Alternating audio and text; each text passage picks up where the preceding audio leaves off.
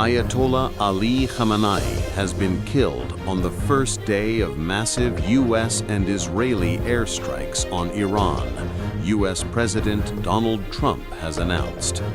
The death of the 86-year-old ruler of the past 3 decades, one of the longest in the world, was later confirmed on Iranian state TV.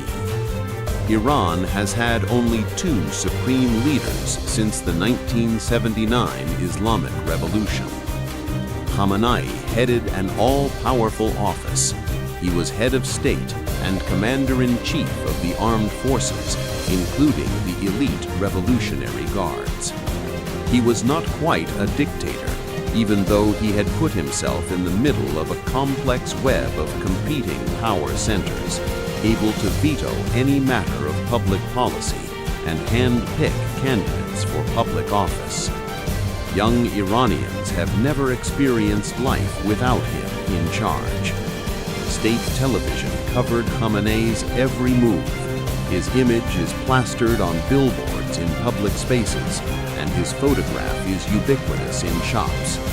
Abroad, successive Iranian presidents have often hogged the limelight, but at home it was Khamenei who pulled the strings. His death, in such violent circumstances, heralds a new and uncertain future, both in Iran and the wider region. We will destroy our enemies' bases and capabilities, leaving them in despair. We must stand united against their plans, he said in a message broadcast through Iranian media. Ali Khamenei was born in the city of Mashhad in northeastern Iran in 1939.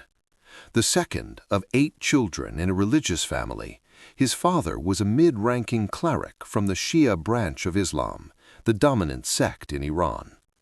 Khamenei would later romanticize his poor but pious childhood, saying he frequently ate nothing but bread and raisins. His education was dominated by the study of the Quran, and he qualified as a cleric by the age of 11. But, in common with many religious leaders of the time, his work was as much political as spiritual. An effective orator, Khamenei joined the critics of the Shah of Iran, the monarch who was eventually overthrown by the Islamic Revolution.